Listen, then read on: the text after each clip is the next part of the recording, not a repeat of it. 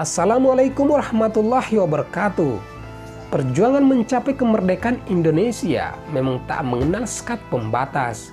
Dari usia muda hingga tua, dari petani hingga sarjana, dari rakyat jelata hingga tentara, dari pekerja seks hingga dokter, dari para maling hingga kiai.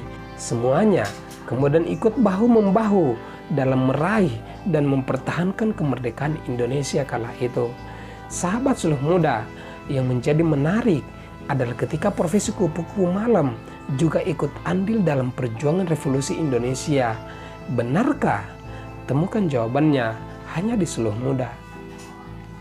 Tapi sebelum dilanjut, mari sama-sama membangun channel ini dengan mengklik tombol subscribe dan share juga ke media sosial agar bermanfaat untuk banyak orang.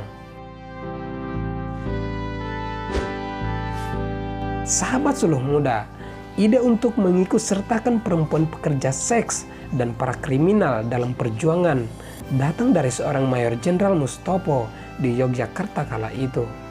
Mustopo berpikir, daripada para kriminal itu menyusahkan sesama rakyat yang sedang berjuang, lebih baik diajak untuk berjuang. Para copet, maling, rampok, dan pekerja seks di seluruh Yogyakarta lalu dikumpulkan dalam satu barisan yang dalam sejarah dikenal dengan Barisan P. Suatu ketika muncul sebuah gerakan bernama Laskar Rakyat Jakarta Raya yang disingkat LRJR dengan tujuan menyerang Jakarta untuk menaklukkan tentara koloni. Dalam melaksanakan misi itu, hal yang paling penting yang dibutuhkan adalah pasokan senjata. Maka para PSK lah yang berperan penting menyelundupkan senjata bagi Laskar, sekaligus hunian mereka menjadi tempat penyimpanan senjata yang paling aman.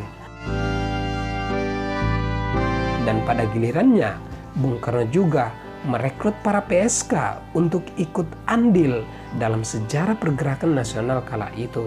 Bung Karno mengatakan, pelacur adalah mata-mata yang paling baik di dunia. Dalam keanggotaan Partai Nasional Indonesia di Bandung, terdapat 670 orang perempuan yang berprofesi demikian, dan mereka adalah anggota yang paling setia dan patuh. Bung Karno dalam buku Bung Karno, Penyambung Lidah Rakyat Indonesia. Kehadiran PSK selain menyumbang sejumlah uang dari hasil keringat mereka sendiri, PSK juga mampu mengambil informasi penting dari politisi kolonial melalui jasa mereka untuk kepentingan revolusi kala itu. Memang tugas PSK menjadi sumber informasi mengenai musuh tak dapat digantikan oleh pihak manapun kala itu. Dalam buku Gejolak Revolusi di Jakarta 1945 hingga 1949 karya Robert Cribb, dikisahkan bahwa salah satu jasa yang tak dapat dilupakan begitu saja adalah ketika para PSK melakukan misi penyelamatan terhadap Bung Karno dan para pejuang lainnya saat dalam pengintaian Belanda. Para PSK lah yang membantu menyembunyikan Bung Karno dan para pejuang bangsa lainnya di rumah bordil yang saat itu jadi sarang militer dan politisi Belanda. Sahabat Suluh Muda, mengikut sertakan PSK dalam revolusi oleh Bung Karno memang mendapat kritik keras dari beberapa tokoh nasional.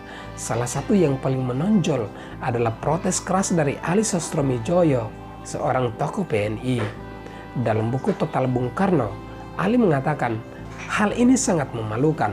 Kita merendahkan nama dan tujuan kita dengan memaki perempuan sundal. Kalau Bung Karno dapat memaafkan saya memakai nama itu, ini sangat memalukan, ungkap Ali dengan nada keras. Kenapa mereka jadi orang revolusioner yang terbaik? Saya tidak mengerti pendirian Bung Ali yang sempit itu, karena saya sadar tidak akan dapat maju tanpa suatu kekuatan. Saya memerlukan tenaga manusia, sekalipun tenaga perempuan. Bagi saya, persoalannya bukan bermoral atau tidak, tetapi tenaga yang ampuh. Itulah satu-satunya yang kuperlukan saat ini, tegas Bung Karno. Sahabat Suluh Muda, suka tidak suka, dalam masa perang kemerdekaan, memang membutuhkan tenaga dari semua profesi yang ada, tanpa terkecuali para PSK. Dan sejarah telah mencatat bagaimana para wanita tersebut dengan berani menjadi informan sekaligus mata-mata yang baik bagi perjuangan Indonesia kala itu.